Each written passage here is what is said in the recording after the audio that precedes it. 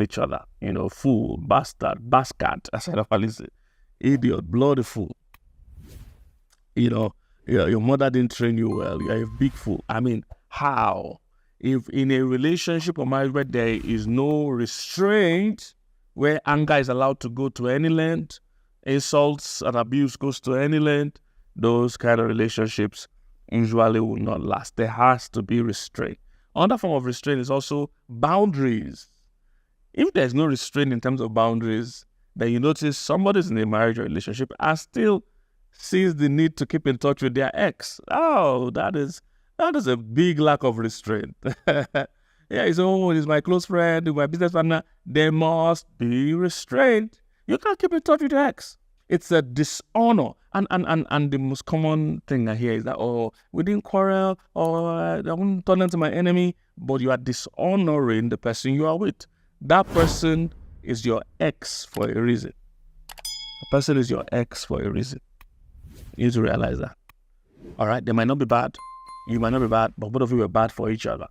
And somehow you did not get married, or you're no more together. You need to honor who you are with today by cutting off all communication with that person.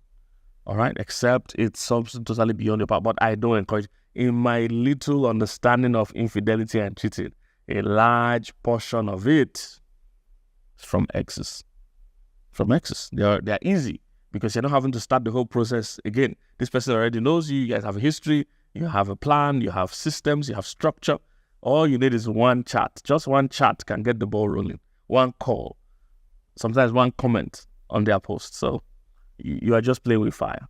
All right? There must be restraint, boundaries. You cannot, there's a level of closeness you can have with the opposite sex. Even apart from your exes now, even the opposite sex, there's a limit to the kind of relationship, the kind of conversation. All right? You can't be giving somebody of the opposite sex a toe-to-toe detail of your day. Oh, this is what I'm doing now. I'm going to go for lunch and I'm eating rice. I'm eating chicken. Nah, you're already crossing the line. That's too much details. All right? Too much details with somebody of the opposite sex, especially somebody that is not the friend of both of you. It's just your friend and opposite sex. There must be boundaries and restraint. All right? How was your day? Have you eaten? That have you eaten is the worst. Is the sign of relationship. Once you ask have you eaten, you're in a relationship. Because that is showing care. All right? So you need to just be careful. There must be restraint, boundaries. All right? Boundaries. A lack of restraint is a third thing that would definitely destroy your relationship. And the last one, and this is not in any way exhaustive, I just speak for. All right? I just speak for. The last one is a lack of resolution. Another thing that can break a relationship is when both of you or one of you are used to quarreling or having disagreements that are unresolved. You keep and pile unresolved conflict continuously. Very soon, you see, almost everything impacts a relationship either positively or negatively. There's hardly a neutral event in a relationship. One is either building a bond or building the gap. That's how it works. One is building the bond or building the gap. So you need to be conscious to identify that this activity, this thing that happens between us all the time, is it helping or is it causing trouble? So even scientifically, they found out if you have a negative interaction with your partner 5 times, the ratio is 5 negative interactions before you have 1 positive one, so that marriage is going to end in divorce. That's what the statistics say. If you have 5 negative interactions, that means in a day, if your interactions, 5 of it, you have 5 consecutive that are negative before you have 1 positive one. So the numbers are not good. You are most likely going to end up divorced or broken up. So be careful of those unresolved issues.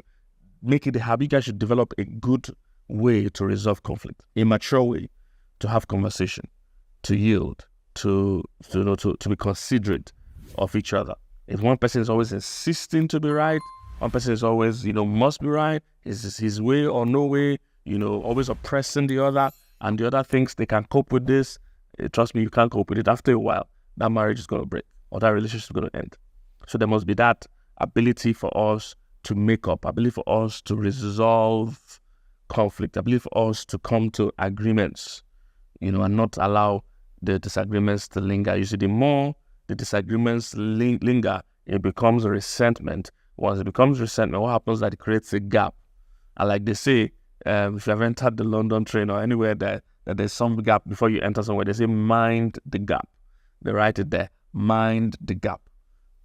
So in relationships also, I will say mind the gap.